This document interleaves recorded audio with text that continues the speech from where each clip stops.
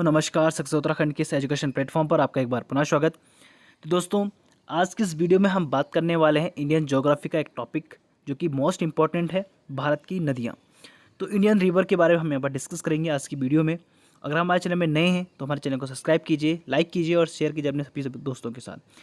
दोस्तों, इससे पहले हमने एक वीडियो यहाँ पर इंडियन ज्योग्राफी में अपलोड कर दी जिसमें हमने भारत के पड़ोसी देशों के बारे में डिस्कस किया था कि कौन सा देश आपका जो है स्थलीय सीमा बना रहा है और कितनी लेंथ उसकी है, और कौन सा देश आपका जो है समुद्री सीमा हमारे देश के साथ बनाता है। इन सब के बारे में हमने डिस्कस किया था। तो आज हमारा इंडियन ज्योग्राफी का सेकंड टॉपिक है। इसके बाद कंटिन्यू आपके पास इंडियन ज्योग्राफी के अलग अलग टॉपिक मिलते रहेंगे। तो दोस्तों, आज हम बात करेंगे भारत की नदियों के बारे में, इंडियंस रिवर। तो इंडियंस रिवर्स जो हम हैं दोस्तों, दो प्रकार की नदियाँ यहाँ पर पड़ते हैं भारत में। एक पढ़ते हैं हम हिमालय नदियाँ और दूसरी पढ़ते हैं प्रायद्वीपीय नदियाँ। कौन सी? एक पढ़ते हैं हिमालय नदियाँ और दूसरी हम यहाँ पर पढ़ते हैं प्रायद्वीपीय नदियाँ। तो दोस्तों, हिमालय नदियाँ का मतलब जो आपका जो है तैतीस सागर के ऊपर हमने पढ़ा था कि इंडियन प्लेट और आपका जो यूरेशियन प्लेट है वो दोनों आपस में क्या हो गए, टकरा के हिमालय का निर्माण हुआ था। तो उस हिमालय से जो नदियाँ आपकी निकलती है उसे हम कहते हैं हिमालय नदियाँ। और प्रायद्वीपीय नदियाँ कहते हैं जो प्रायद्वीपीय भारत में बहती है। यानी हमारा जो दक्षिणी भाग है, भारत का जो दक्षिणी भाग है वो आपका प्रायद्वीपीय है, और जो नॉर्थ वाला भाग है वो हमारा क्या है, हिमालय भाग है ना। तो जो प्रायद्वीपीय भाग है, यानी प्रायद्वीपीय किसे कहते हैं, जिसके तीन ओर से क्या होता है, ऐसा स्थल जो तीन ओर से क्या होता है, समुद्र से घिरा हुआ होता है, उसे हम कहते हैं प्रायद्वीप। क्या कहते हैं? प्रायद्वीप। तो हमारा देश क्या है, प्रायद्वीपीय है। क्या है? प्रायद्वीप है। और जो दक्षिणी भाग है वो आपका क्या होता है, मध्य भारत और दक्षिणी भारत की जो नदियाँ हैं वो आपकी सारी किस्में बहती है, प्रायद्वीपीय भारत में बहती है। आप जैसे कि यहाँ पर देख सकते हो, तो ये हमारा क्या है, प्रायद्वीप है। क्या है? प्रायद्वीप है। और इसके बीच में जो भी आपकी नदियाँ बहेगी ये सभी हमारी क्या है, प्रायद्वीपीय नदियाँ हैं। हिमालय नदियों की हम बात करें तो हिमालय नदी में आपका जो है तीन प्रकार के यहाँ पर सिस्टम पढ़ते हैं। एक पढ़ते हैं हम इंडस रिवर सिस्टम यानी सिंधु नदी तंत्र, ब्रह्मपुत्र नदी तंत्र यानी Brahmaputra river system, and Ganga river system यानी आपका गंगा नदी तंत्र। तो इन तीन में हम पढ़ते हैं आपका हिमालय नदियाँ। तो तीन तंत्र पढ़ेंगे, सिंधु नदी तंत्र, ब्रह्मपुत्र नदी तंत्र और गंगा नदी तंत्र, यानी Indus river system, Brahmaputra river system and Ganga river system. तो इंडस रिवर सिस्टम आपका ये हो गया, ठीक है, जम्मू कश्मीर और यहाँ से हम पंजाब। जो आपका इंडस रिवर सिस्टम है वो कहाँ से स्टार्ट होता है, आपका चीन तिब्बत से निकलती है नदी, ठीक है, चीन से लेकर भारत और पाकिस्तान में। जो आपका गंगा रिवर सिस्टम है वो आपका केवल भारत में आपकी बहती है, ठीक है, भारत और बांग्लादेश में जाती है। तो मेनली भाग इसका जो है गंगा रिवर सिस्टम का किस में, आपका भारत में है। और जो आपका ब्रह्मपुत्र रिवर सिस्टम है वो आपके क्या, दो देशों में है, आपका तिब्बत यानी चीन और भारत में। तो ये हम देखेंगे। तो सिंधु नदी तंत्र के तीन देशों को एक सिस्टम हमारा बनता है। तो ये तो थी हमारी क्या है, हिमालयी नदियाँ। मध्य भारत और दक्षिण भारत की जो नदियाँ हैं जिनको हम प्रायद्वीपीय नदियाँ कहते हैं, तो इनमें आपकी इंपॉर्टेंट नदी आपकी आती है नर्मदा, ताप्ती, कृष्णा, गोदावरी, ठीक है, आदि बहुत सारी नदियाँ हैं जिनके बारे में हम यहाँ पर डिस्कस करेंगे। तो इस वीडियो में हम वही डिस्कस करेंगे दोस्तों जो परीक्षा के लिए इंपॉर्टेंट है, पढ़ेंगे वही जो परीक्षा के लिए महत्वपूर्ण है। जो आपके नदी आपकी इंपॉर्टेंट है उनके बारे में हम थोड़ा डिटेल डिस्कस करेंगे, और बाकी हम उनका सिर्फ नाम याद करेंगे कि बाकी कौन कौन सी नदियाँ कहाँ कहाँ पर बहती है। तो बढ़ते दोस्तों अपने वीडियो की तरफ। तो आज का हमारा जो पहला रहेगा यहाँ पर सिंधु रिवर सिस्टम। तो हम सबसे पहले क्या पढ़ेंगे, सिंधु रिवर सिस्टम पढ़ेंगे। तो काफ़ी जो इंपॉर्टेंट है एग्जाम के लिए, सिर्फ वही हम यहाँ पर उसी तरीके से इसको पॉइंट ऑफ पॉइंट पढ़ेंगे। तो दोस्तों, सिंधु रिवर सिस्टम सबसे पहले आपको समझना है। तो सिंधु नदी आपके इंडस रिवर है आपकी कहाँ से आती है, मानसरोवर झील से आती है। कहाँ से आती है? मानसरोवर झील से आती है, जो कि आपका कहाँ पर पड़ता है, तिब्बत चीन में पड़ता है। तो तिब्बत चीन के मानसरोवर झील से आपकी सिंधु रिवर, हमारे जो इंडस रिवर है वो स्टार्ट होती है, जो कि भारत के जम्मू कश्मीर और लेह वाले लद्दाख वाले क्षेत्र से आपकी होते हुए निकलती है और यहाँ से पाकिस्तान में प्रवेश कर जाती है। क्या है? पाकिस्तान में। और पाकिस्तान से होते हुए ये अरब सागर में आपके प्रवेश हो जाएगी। तो दोस्तों, इसके इंडस रिवर अब यहाँ पर क्या पढ़ेंगे, उद्गम स्थल यानी ओरिजिन कहाँ पर है, एंड पॉइंट आपका कहाँ पर है, और सहायक नदियाँ इसकी जो सहायक नदियाँ हैं वो कौन कौन सी है, इनके बारे में हम डिस्कस करेंगे। तो उद्गम स्थल यानी ओरिजिन क्या है, तिब्बत में मानसरोवर झील। तो आपका सिंधु रिवर जो है वो कहाँ से आती है, मानसरोवर झील से आती है, तिब्बत से। ध्यान रखना है। मोहाना यानी इसका एंड पॉइंट कौन सा है, कहाँ पर जाकर गिर जाती है, तो अरब सागर में जाकर गिर जाती है। तो इंडस रिवर जो है आपका तिब्बत मानसरोवर झील से आती है और कहाँ पर जाकर गिरती है, अरब सागर में जाकर गिरती है। इसकी सहायक नदियों की बात करें तो इनकी सहायक नदी है झेलम, चिनाब, रावी, ब्यास और सतलुज। आप देख सकते हो हमने यहाँ पर मेंशन भी किया है, झेलम, चिनाब, रावी, ब्यास और सतलुज।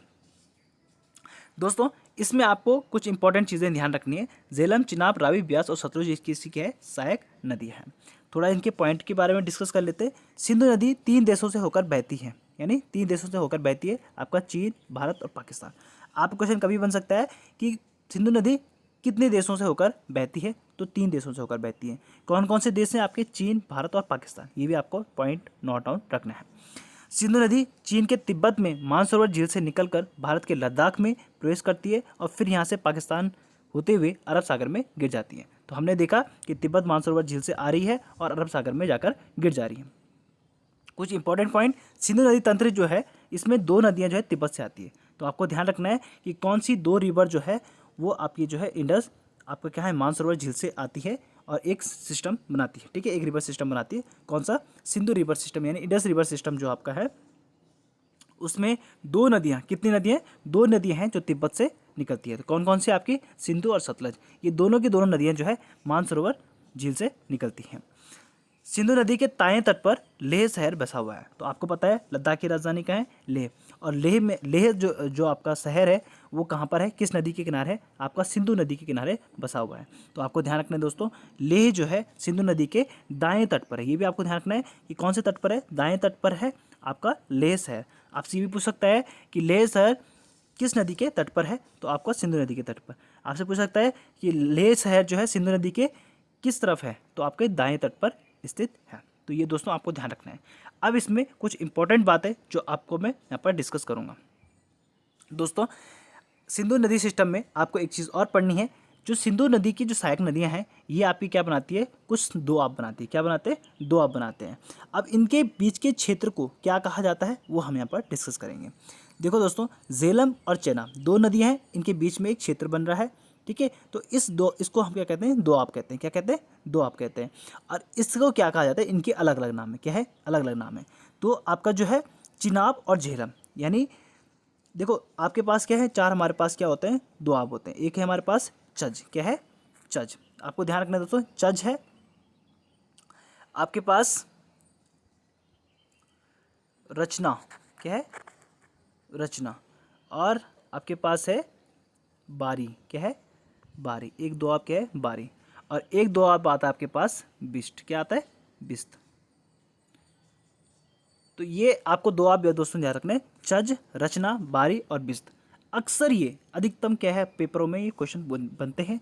और हाल ही में आपके जो है उत्तराखंड के जो एग्ज़ाम हुए थे यूकेपीएससी, यूके उन एग्ज़ामों में भी ये क्वेश्चंस बने थे कि इनके बीच के दोआब यानी ब्यास और सतलज के बीच के निम्न में से कौन सा दोआब जो है ब्यास और सतलज के बीच में मिलान करने गया था कि कौन कौन सी नदियां हैं उनके दोआब लिखे गए थे, इनको हमें मैच करना था, है ना।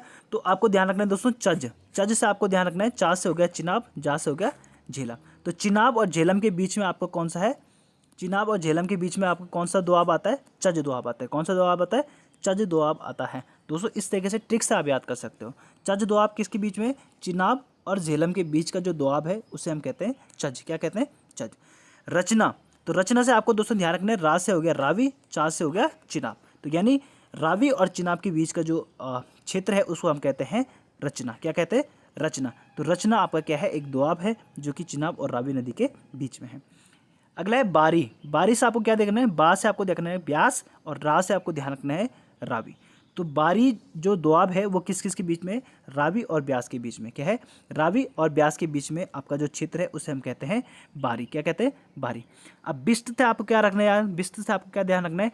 बी से आपको ध्यान रखना है ब्यास और सा से आपको ध्यान रखना है सतलुज। तो ब्यास और सतलुज के बीच की जो दोआब है उसे हम कहते हैं बिस्त। तो दोस्तों ये आपको उम्मीद है आपको ये चीज़ें क्लियर हुई हो।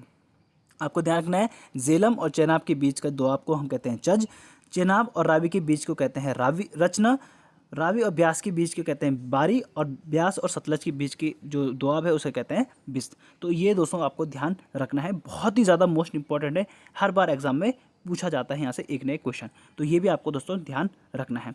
कौन कौन से दोआब है? चज, रचना, बारी और बिस्त। ये आपको ध्यान रखना है। ठीक है, ओके आगे बढ़ते हैं दोस्तों। सिंधु नदी तंत्र में अब हम और चीज़ें डिस्कस करेंगे। ये हमने डिस्कस किया और क्या क्या पॉइंट इसमें हैं दोस्तों।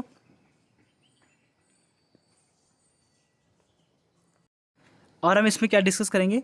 दोस्तों ध्यान रखना है, सिंधु नदी तंत्र के जल को लेकर भारत और पाकिस्तान के बीच में 1960 में सिंधु जल समझौता हुआ था। दोस्तों आपको पता है कि अभी हमने यहाँ पर डिस्कस किया था कि जो सिंधु नदी है, यानी सिंधु नदी तंत्र जो हमारा है वो किन दो देशों में मेनली है, आपका भारत और पाकिस्तान के बीच में है। क्योंकि मानसरोवर झील से तो आपके सिर्फ दो नदियाँ आ रही है, ठीक है, मानसरोवर तिब्बत से आपकी दो नदियाँ आ रही है, एक आ रही है आपकी सिंधु, एक आ रही है सतलज। परंतु मेनली जो नदियाँ बाकी हमारी है रावी, झेलम, ब्यास, सतलज, ठीक है, ये आपके कहाँ से ज़्यादातर भारत और पाकिस्तान में ही बह रही हैं। तो इनके बीच में आपका क्या हुआ, सिंधु जल समझौता हुआ 1960 में। पाकिस्तान को लगा कि कहीं भारत ने सारी नदियों का पानी बंद कर दिया तो हमारा क्या हो जाएगा, बिकॉज हम लोग पानी कहाँ से लेंगे, है ना। तो इस बीच में क्या है, 1960 में यहाँ पर क्या हुआ, सिंधु जल समझौता हुआ, जिसमें तत्कालीन प्रधानमंत्री जवाहरलाल नेहरू, भारत के तत्कालीन जो प्रधानमंत्री थे जवाहरलाल नेहरू, और राष्ट्रपति अयूब खान, कहाँ के, पाकिस्तान के जो राष्ट्रपति थे अयूब खान, इन दोनों के बीच में ये समझौता हुआ था। ठीक है, भारत और पाकिस्तान के बीच में समझौता हुआ। भारत का प्रतिनिधित्व करने वाले कौन थे, जवाहरलाल नेहरू। आपसे बन सकता है क्वेश्चन, सिंधु जल समझौता में भारत का प्रतिनिधित्व किसने किया था, तो तत्कालीन प्रधानमंत्री जवाहरलाल नेहरू ने, यानी JL नेहरू ने आपका क्या है उस समय आपका जो है सिंधु जल समझौता में भारत का प्रतिनिधित्व किया था।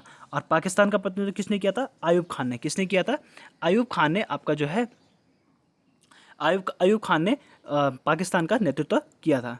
तो किसने, राष्ट्रपति थे अयूब खान, तत्कालीन राष्ट्रपति। और अभी भारत के जिसने प्रतिनिधित्व किया वो कौन थे, JL नेहरू जो कि तत्कालीन प्रधानमंत्री थे। तो इन्होंने यहाँ पर सिंधु जल समझौता किया। और इस सिंधु जल समझौता में क्या बात की गई दोस्तों, कि इसमें समझौते में हस्ताक्षर किया गया। तो इसमें कहा गया कि 3 नदियों का पानी कौन पिएगा, पाकिस्तान का 3 नदियों का अधिकार किसके पास है, पाकिस्तान के पास, और 3 नदियों का अधिकार किसके पास है, भारत के पास।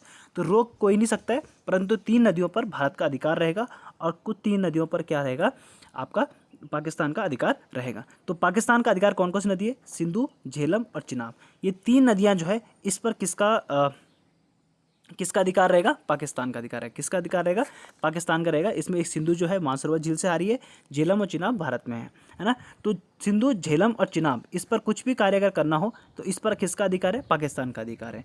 और रावी, ब्यास और सतलज, रावी, ब्यास और सतलज, ये तीनों नदियाँ जो है इसमें किसका अधिकार है, भारत का अधिकार है। तो 3 नदियाँ भारत को दी गई और 3 नदियाँ आपका पाकिस्तान को अधिकार दिया गया। तो रावी, ब्यास, सतलज, सतलज भी आप कहाँ से आते हैं, मानसरोवर, यानी एक मानसरोवर झील से आने वाली नदी भारत के पास है और एक किसके पास है, पाकिस्तान के पास है।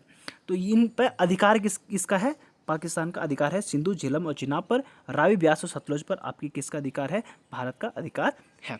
तो दोस्तों ये भी आपको ध्यान रखना है। तो दोस्तों आगे बढ़ते हैं, सिंधु नदी तंत्र में ही हम आगे देखते हैं चिनाब नदी। अब हम इनके जो सहायक नदी है उनके बारे में डिस्कस करते हैं। तो अभी तक हमने यहाँ पर सिंधु नदी रिवर सिस्टम के बारे में पढ़ा, सिंधु नदी हमने पढ़ा, सिंधु नदी की सहायक नदी है आपकी झेलम, चिनाब, रावी और ब्यास और सतलज। अब हम देखते हैं जो चिनाब नदी है वो कहाँ से निकलती है, इनके बारे में डिस्कस करते हैं। तो दोस्तों चिनाब नदी की बात करें तो इसका उद्गम ओरिजिन जो है वो कहाँ से हुआ है, आपका बारालाचा दर्रा। तो बारालाचा दर्रा कहाँ पर, आपका हिमाचल प्रदेश में। बारालाचा दर्रा कहाँ है, आपका हिमाचल प्रदेश में।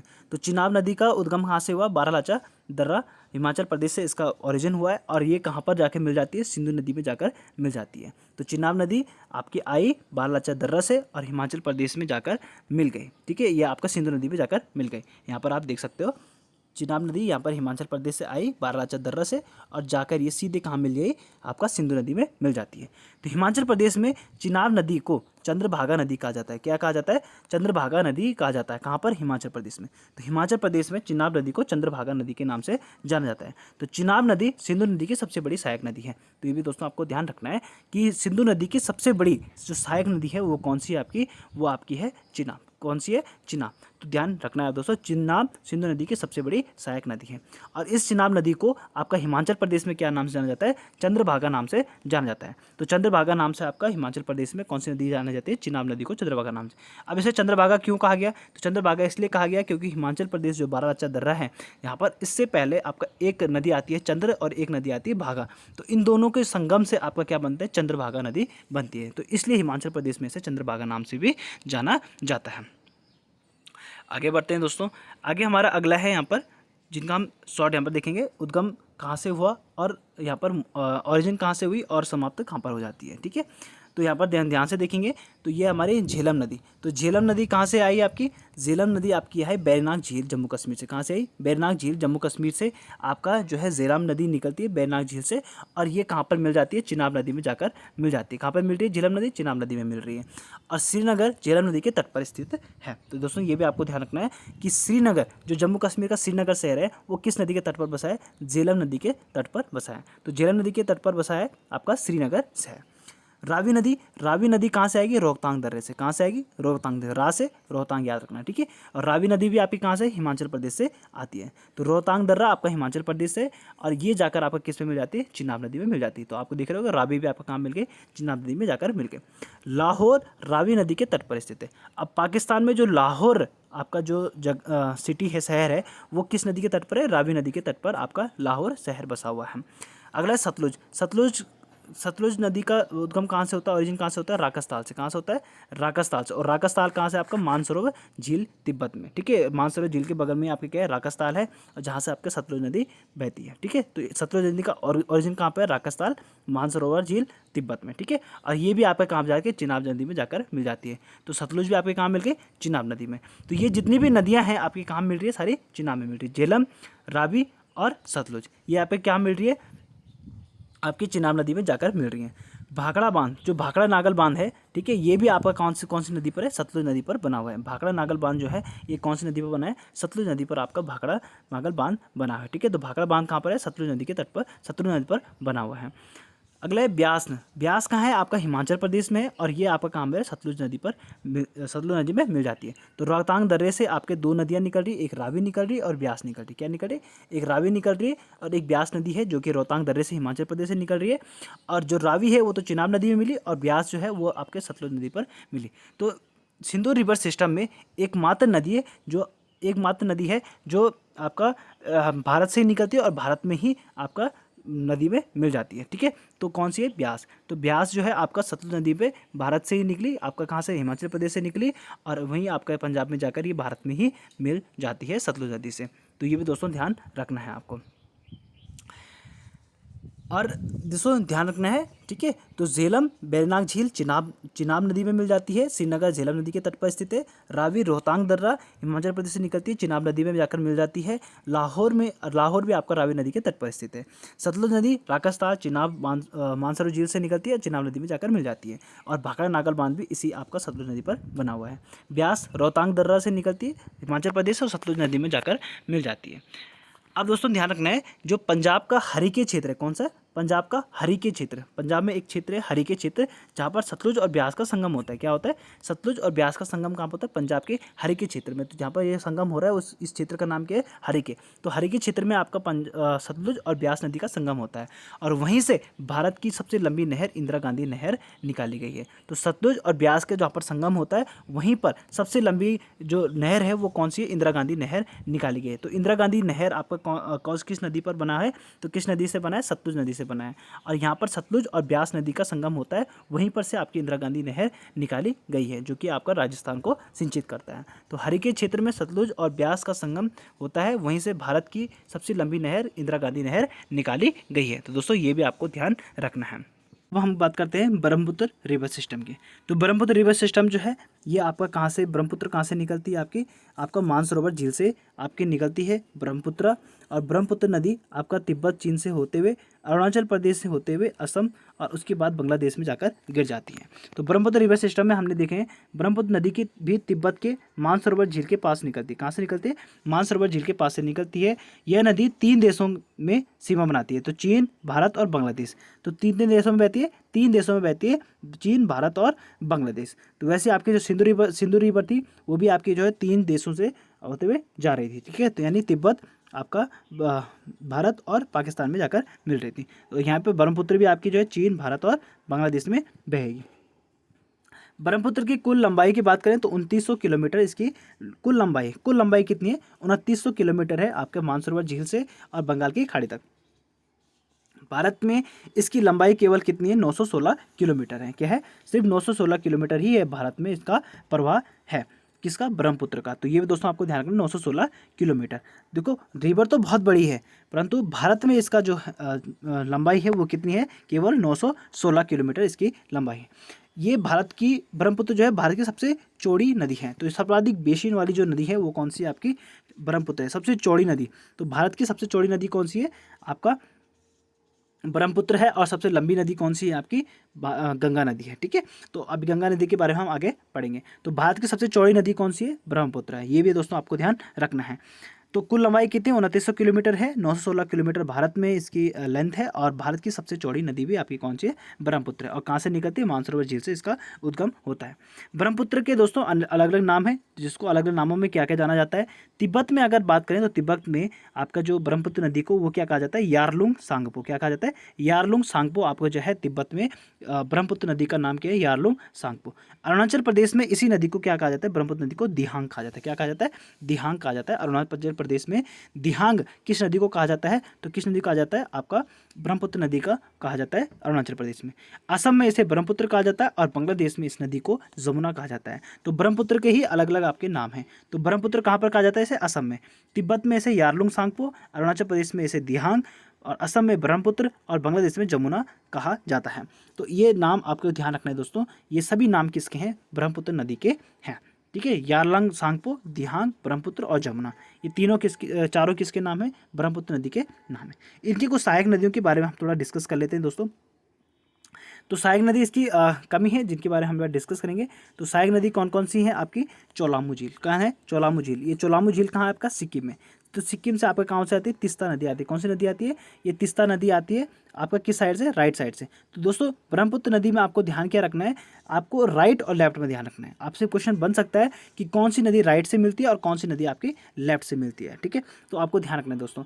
देखो ब्रह्मपुत्र जो है आपकी कहाँ से आई, अरुणाचल प्रदेश से होते हुए भारत में प्रवेश करती है। क्या करती है, अरुणाचल प्रदेश से होते हुए भारत में प्रवेश करती है आपकी ब्रह्मपुत्र। तो राइट साइड से मिलने वाली कौन कौन सी नदी है, सुबनसिरी। कौन सी है, सुबनसिरी, मानस, संकोश और तीस्ता। क्या है, सुबनसिरी, मानस, संकोश और तीस्ता। ये चार नदियाँ जो है ये राइट साइड से आती है। और दिबांग, लोहित, धनसिरी और कोपिली, ये चार नदी जो है लेफ्ट साइड से आपकी क्या है, ब्रह्मपुत्र नदी से मिलती है। तो राइट साइड से मिलने वाली नदी कौन सी है, लेफ्ट साइड से मिलने वाली नदी कौन सी है, ये आपको क्वेश्चन पेपर में बन सकता है। निम्न में से कौन सी नदी ब्रह्मपुत्र को राइट साइड से मिलती है। तो राइट साइड से आपको लेफ्ट की दे देगा, राइट के निकालने। आपसे पूछ सकता है कि लेफ्ट साइड की कौन सी नदी मिलती है, सारे लेफ्ट की दे देगा, एक राइट का दे देगा। ठीक है, तो आपको इस तरीके से आपके क्वेश्चन बन सकते हैं। तो आपको ध्यान रखना है दोस्तों, दिबांग जो कि अरुणाचल प्रदेश है, दिबांग, लोहित, खूनी नदी, धनसिरी और कोपिली, ये चार नदी जो है आपकी लेफ्ट साइड से मिलती है। राइट साइड से मिलती है आपके सुबनसिरी, मानस, संकोश और तीस्ता, ये चार नदियाँ जो आपके राइट साइड से मिलती है दोस्तों। ये भी आपको दोस्तों ध्यान रखना है। और एक और पॉइंट आपको यहाँ पर ध्यान रखना है दोस्तों, दुनिया का सबसे बड़ा नदी द्वीप माजुली कौन सी नदी पर बनता है, ब्रह्मपुत्र नदी पर बनता है, जो कि कहाँ पर है, असम में। तो सबसे बड़ा नदी द्वीप, सबसे बड़ा नदी द्वीप कौन सा है, आपका माजुली। कौन सा है, माजुली। और ये आपका कहाँ पर बनाते हैं, सबसे बड़ा नदी द्वीप कहाँ पर बनता है, ये ब्रह्मपुत्र नदी पर बनता है। और माजुली कहाँ पड़ता है, आपका असम में पड़ता है। कहाँ पड़ता है, असम में ये आपका माजुली पड़ता है। तो सबसे बड़ा जो नदी द्वीप है भारत का, दुनिया का सबसे बड़ा, ठीक है, दुनिया का सबसे बड़ा, आपको ध्यान रखना दोस्तों, दुनिया का सबसे बड़ा नदी द्वीप कौन से है, माजुली। तो ये भी आपको ध्यान रखना है। तो दोस्तों आज की वीडियो में हमने क्या क्या बात कर दी, आपका हमने एक सिंधु रिवर सिस्टम पढ़ा और एक हमने यहाँ पर क्या पढ़ दिया, ब्रह्मपुत्र रिवर सिस्टम हमने यहाँ पर डिस्कस किया। उम्मीद है दोस्तों आपको हमारी वीडियो अच्छी लगी हो। हमारी वीडियो अच्छी लगी है तो उसे लाइक कीजिए और शेयर कीजिए अपने सभी दोस्तों के साथ, ताकि हम आपके लिए नई नई वीडियोज़ बनाते रहें। तो मिलेंगे आपको नई वीडियो के साथ, तब तक के लिए धन्यवाद।